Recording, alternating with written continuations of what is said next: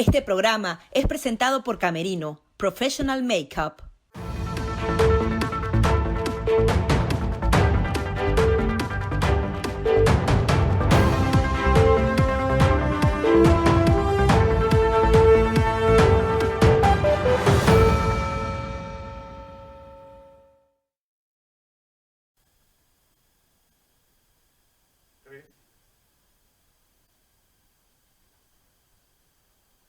Bienvenidos una vez más a su programa Perspectivas. Yo soy Gabriela Peroso y en esta ocasión me encuentro con Carlos Vecchio, quien es coordinador político de Voluntad Popular, pero además uno de los actores fundamentales en lo que ha sido la presión internacional que se ha incrementado en los últimos meses. Bienvenido a BPI TV, muchísimas gracias por estar aquí.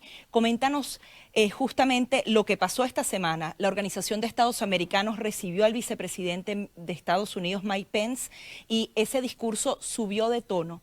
¿Esto se traduce en una mayor presión internacional para los demás países? Bueno, muy buenas tardes. Muchísimas gracias, Gaby. Para mí es un placer estar con usted y con este medio alternativo que es una ventana para que los venezolanos puedan enterarse de lo que pasa en nuestro país.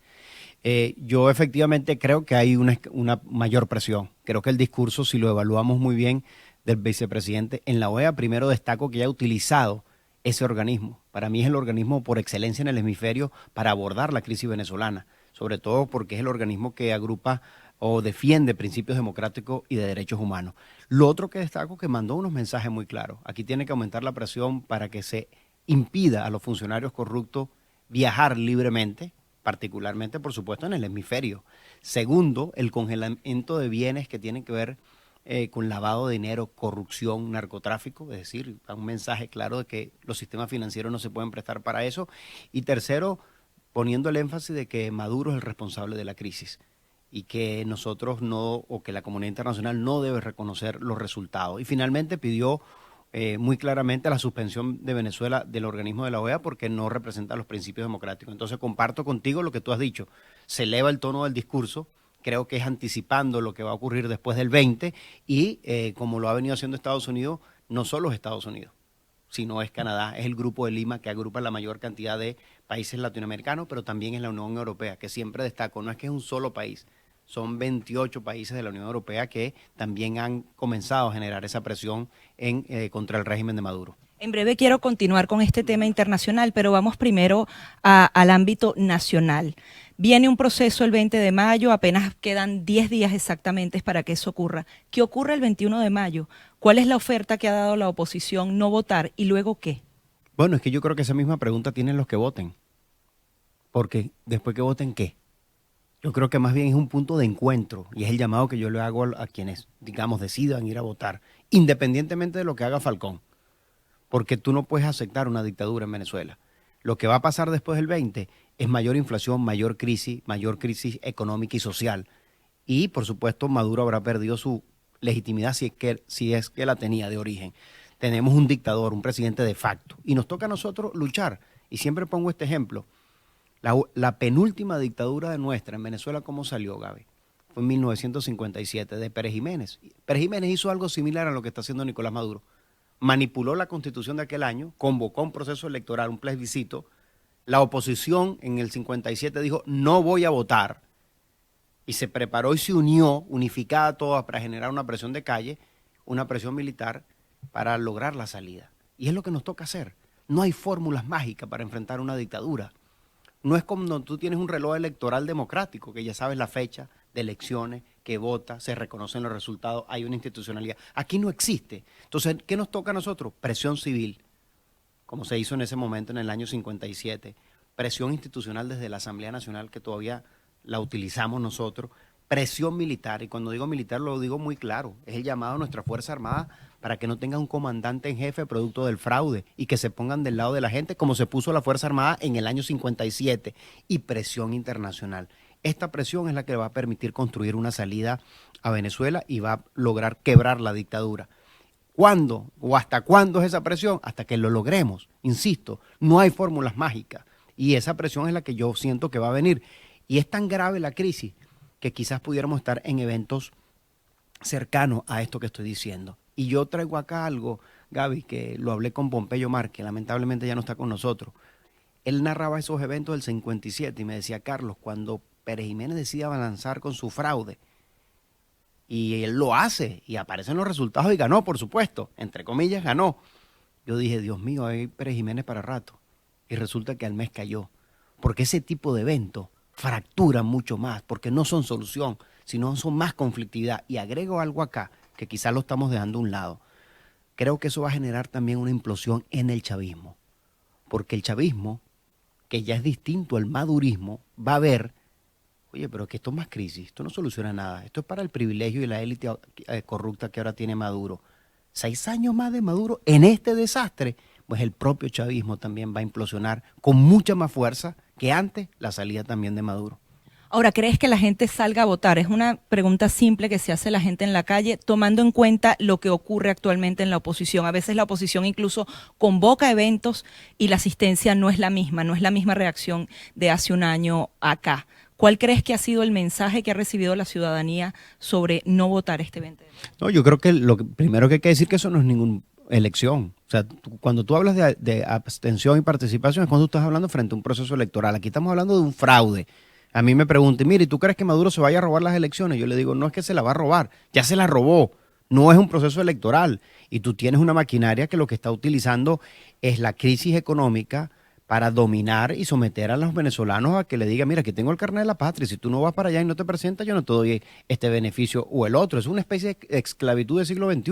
Entonces, para mí es irrelevante cuánto pasó, cuánto no. Las cifras que van a estar allí van a ser las que ponga el propio régimen, las que ellos acuerden. Ya lo dijo Smartmatic, que ellos mismos habían manipulado en la Asamblea Nacional Constituyente. Entonces, para mí ese elemento es irrelevante. Lo que yo sí puedo decir que eso es un fraude, que Maduro en ese momento va a ser un presidente de facto y que ese evento, lejos de darle una solución a los venezolanos, a la crisis actual, la va a profundizar. Entonces, frente a eso, la sociedad tiene que unirse para buscar la salida real, que es la salida de la dictadura. El candidato Henry Falcón aseguraba que incluso algunos militantes de Voluntad Popular, de Acción Democrática, se estaban uniendo a su movimiento. ¿Esto es cierto?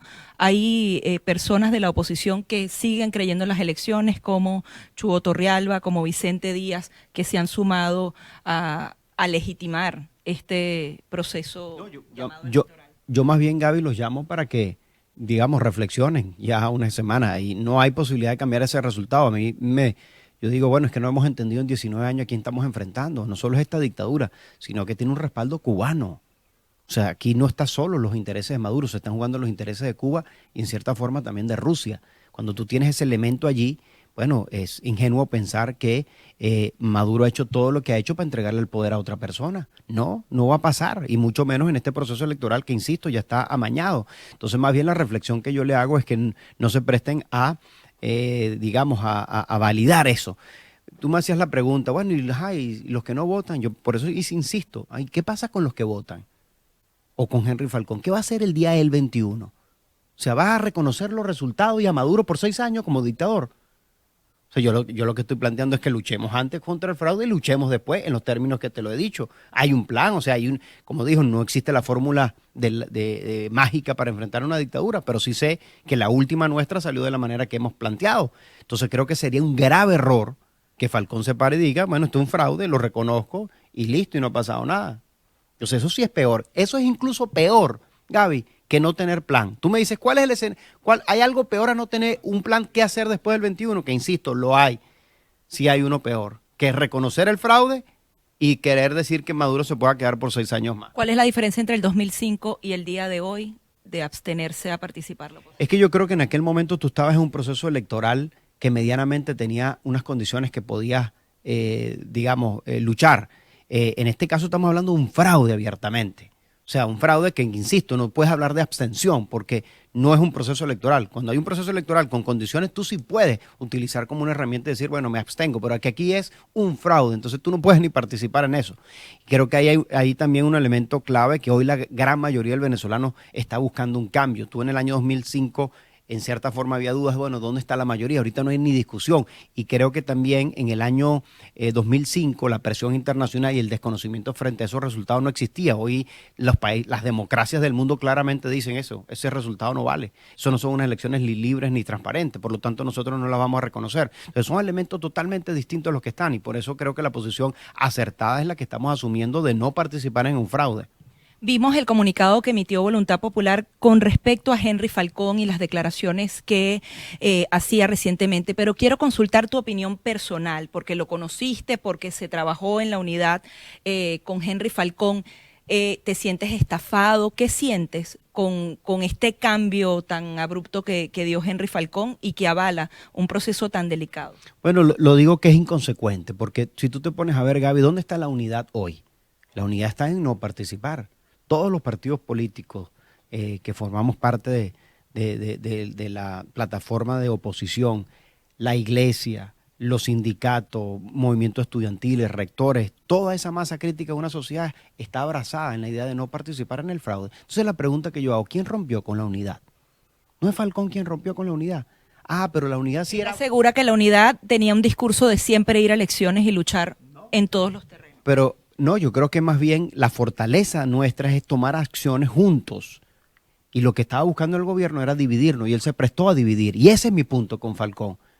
Cuando fue candidato a Lara para la gobernación sí quería el apoyo de la unidad y lo apoyamos todas las veces que fue. Y perdió esas elecciones. Bueno, la última que mostraban unas encuestas que le daban a él ganando por 20 puntos, resulta que terminó perdiendo por 20 puntos. Y en lugar de decir, me hicieron fraude, le dijo, no, la culpa es de Voluntad Popular y de Primero Justicia.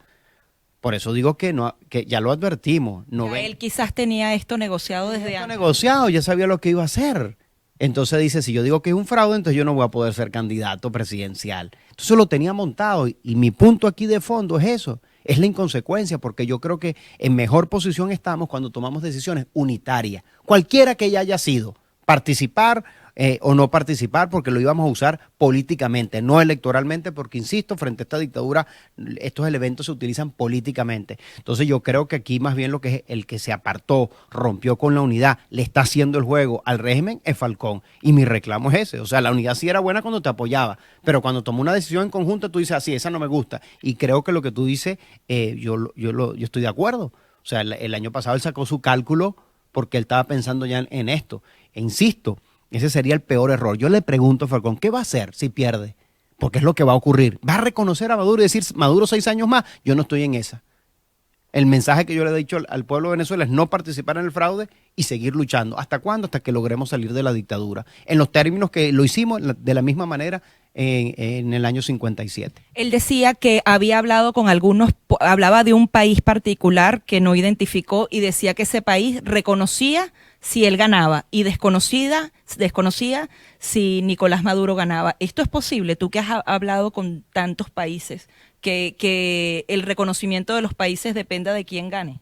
Mira, yo te lo digo, es ingenuo pensar que ese supuesto, y lo digo muy claro, ¿cuáles son las probabilidades de que Falcón gane el 20 de mayo? 0. No existe. No hay manera de que se dé un resultado distinto. Yo pregunto y nuevamente, ¿tú crees que Maduro ha hecho todo lo que ha hecho y ha avanzado todo lo que ha hecho y todas las sanciones para decirle, toma Falcón, ahora esto es tuyo?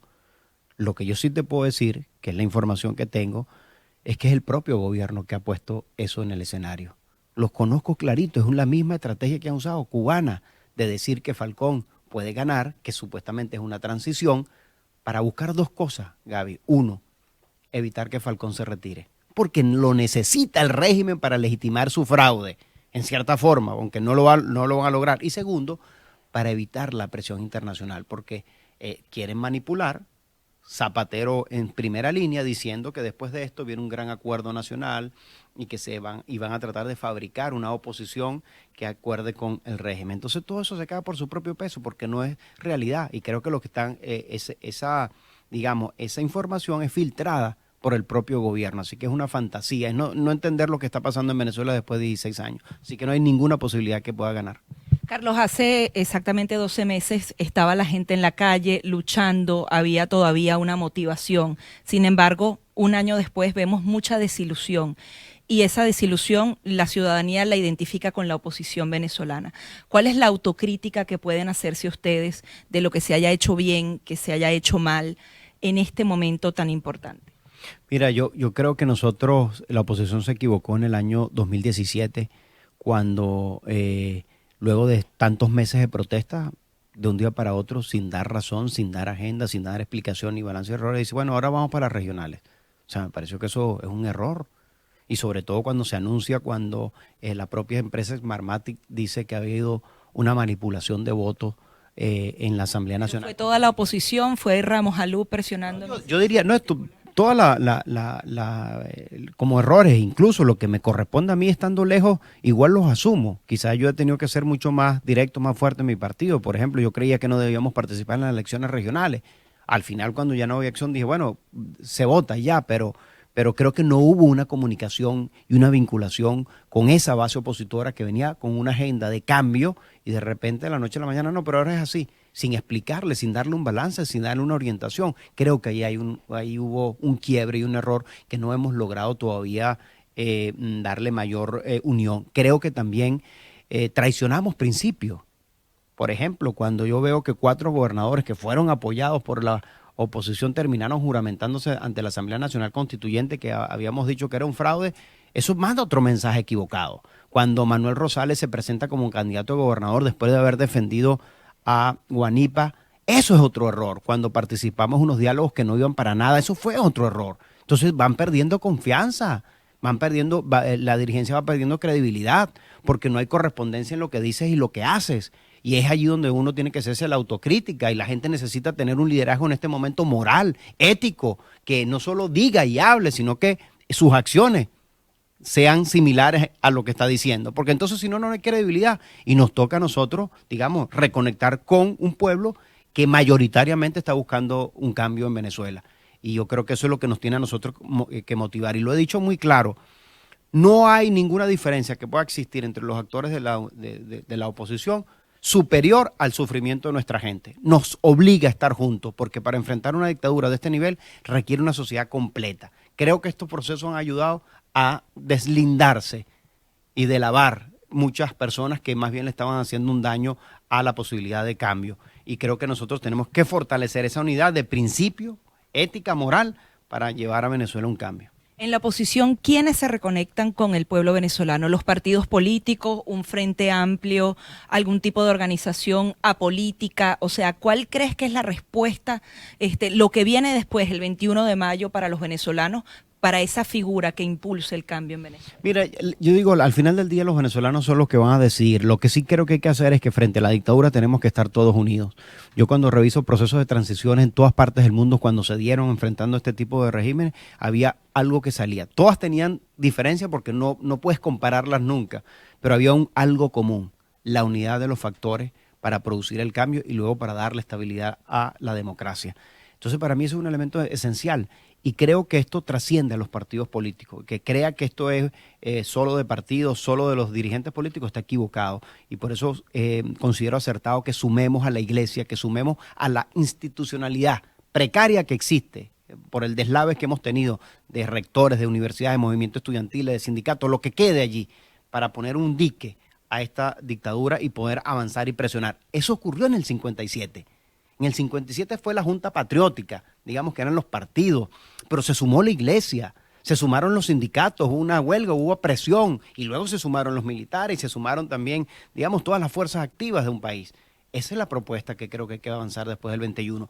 Y lo que sí tenemos que tener claro, Gaby, y esto lo repito, nosotros derrotamos políticamente este régimen. La mayoría hoy del pueblo de Venezuela no quiere lo que está viviendo. Quiere salir de ese sistema. El gobierno no lo deja por la fuerza, por el terror, el miedo, por la intimidación, pero está harto. Pero se necesita un líder para que se impulse un nuevo cambio. Incluso, Gaby, internacionalmente lo derrotamos. O sea, nosotros lo derrotamos. Nadie se quiere tomar una foto con Maduro. Esto es una raya. Nadie quiere tomar como ejemplo ese modelo. Entonces yo creo más bien que este impulso de esta sociedad completa, esa expresión democrática, enfrentando la dictadura, es lo que nos puede dar un cambio. Fíjate que en el año 57, y vuelvo al punto, no había un líder, no había una persona. Estaba la Junta Patriótica, que era clandestina, pero que estaba recién creada. Pero yo destaco que fue la suma de todos los actores que facilitó el cambio. O sea, no es necesario un líder. Yo creo que, digamos, no es que no sea necesario, pero eso se da en el calor de la lucha. Lo que sí estoy convencido es que nadie solo puede y que necesitamos toda la unificación pues de las fuerzas opositoras que aspiramos a un cambio. Muy brevemente, hay algo importante, algo interesante que ocurre acá. La unidad democrática al final siempre fue una alianza para lo electoral. Sin embargo, ahora la oposición no va a participar en el ámbito electoral. ¿Crees que entonces esa unidad pueda lograr los objetivos a largo plazo a partir de este momento? Estamos obligados a hacerlo. Y fíjate que yo destaco algo, en los momentos de mayor presión de calle y contra la dictadura se dieron fuera de eventos electorales. Por ejemplo, el año 2017 no teníamos evento electoral y se dio una de las manifestaciones más importantes que había en la historia de Venezuela, casi 4 meses de protesta. Entonces yo destaco esto, ¿no? Y nosotros hemos tenido altos y bajos. El venezolano, digamos, después de eventos como estos, baja su presión y luego que pasa un tiempo dice, bueno, aquí vuelvo otra vez a la carga. Un poco lo que está ocurriendo en Nicaragua. Nadie pensó que podía hacer unas protestas como se están dando y se dieron. Y se utilizó como excusa la modificación de la seguridad social. En el caso nuestro, por ejemplo, el año pasado fue una sentencia del TCJ. El TCJ había dictado cantidad de sentencias, todas más graves una más grave que la otra.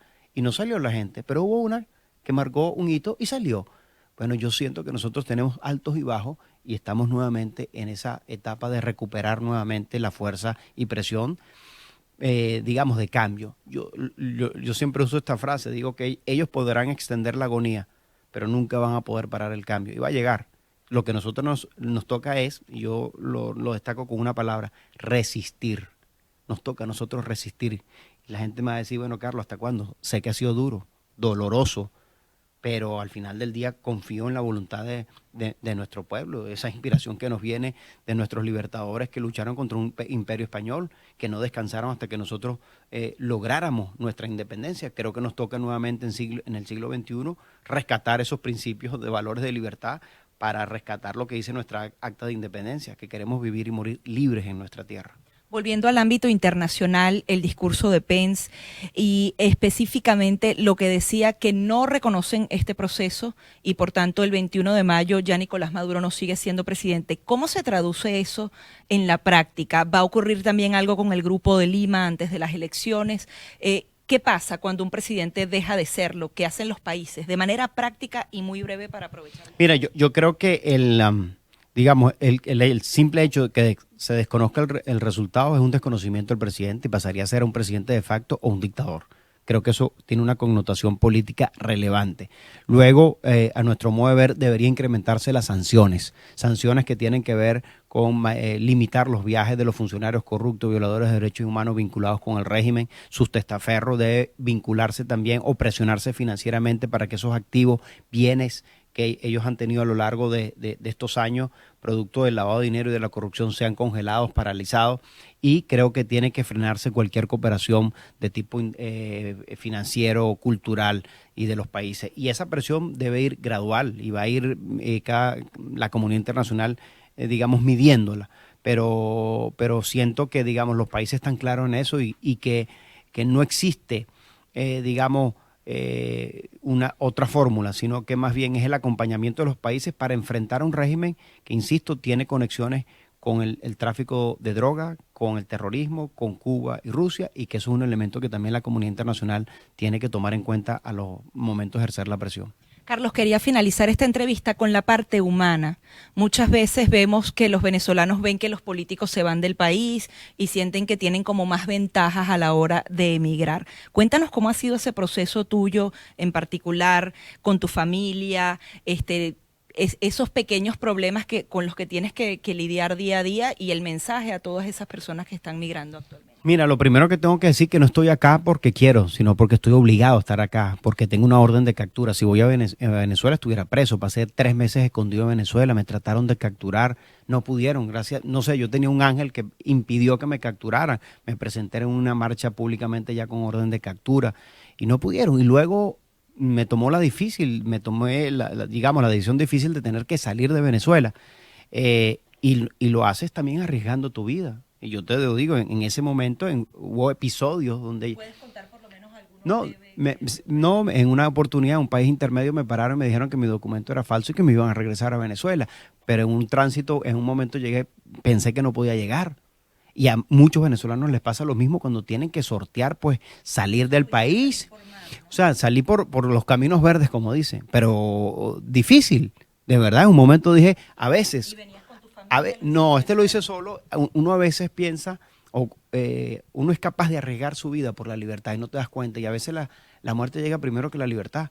Pero insisto, cuando tienes el exilio, eso no es libertad. Yo no la llamo libertad, yo me siento preso. No estoy preso físicamente, pero estoy preso del alma porque yo quiero estar en mi país. Y eso sentimos quienes estamos afuera. Y a veces hay que tener más coraje para dejar tu país que para quedarte, porque son muchas cosas. Lo que sí estoy convencido es que desde donde estemos, cada uno de nosotros es un pedacito de Venezuela y tiene que levantar la voz para ayudar a los venezolanos que están allá, que están en una situación quizás mucho más dura y más compleja que nosotros, que no encuentran comida o que mueren porque no tienen medicina o el hampa los mata. Entonces yo eso siempre lo tengo aquí y me dice, ok, yo estoy pasando una situación difícil, pero esto me tiene que dar más fuerza para ayudar a los venezolanos. Y eso es lo que yo siempre le pedí a los venezolanos. Y lo que hemos hecho, Gaby, no lo hubiésemos podido hacer sin los venezolanos en el exterior como tú, que transmites esto, o tanta gente que nos ayuda en todas partes del mundo, que nos ha abierto las puertas. Son nuestros embajadores, sin cargo, sin sede, sin salario, que nos ayudan a amplificar el mensaje y a unirse con la gente. Entonces, el exilio es duro. Yo digo, después de la cárcel, lo más difícil es el exilio. Y uno al final del día se movió físicamente, pero aquí en el corazón está siempre Venezuela. Finalmente, y en 30 segundos, tu mensaje a los venezolanos, hay esperanzas, has estado a puerta cerrada con las naciones del mundo, tienes más información que cualquier venezolano común. ¿Qué les podrías decir muy brevemente para alimentar esa esperanza de cambio? No, que confíen en nuestro pueblo, en ese espíritu de cambio, que no hay nada que lo pueda parar y que estoy convencido que tenemos el apoyo de la mayoría de las democracias del mundo. Hay que, un plan. que no va a pasar nada afuera si no pasa nada algo adentro, pero que las dos unidas son una fuerza indetenible de cambio. Y estoy convencido que va a llegar ese cambio, que no van a poder extender la agonía por muy poco tiempo, pero el cambio al final del día va a llegar. Ellos no quieren matar la esperanza, pero ese sueño de libertad es el que te hace que luchar para que nunca la pierdas. Y creo que en honor, no solo a nuestros libertadores, sino a los que han dejado su vida, a quienes están presos, a quienes están en el exilio, a sus familiares, en honor a ellos, es que nosotros tenemos que seguir hasta que logremos la libertad de Venezuela, que estoy convencido va a llegar. Muchísimas gracias. Gracias a ti, Gaby. Carlos Vecchio, coordinador político de Voluntad Popular y quien ha tejido muchas veces en silencio lo que ha sido todo este apoyo internacional, no solo de Estados Unidos, sino del mundo entero. Como siempre ha sido un placer. Queremos agradecer en particular a Ex Office, que son oficinas 100% equipadas para usted en la ciudad de Doral, en el estado de Florida, así que puede confiar en ellos. Ex Office, con 17 años de experiencia. Yo me despido así de este programa Perspectivas. Hasta la próxima. Este programa es presentado por Camerino, Professional Makeup.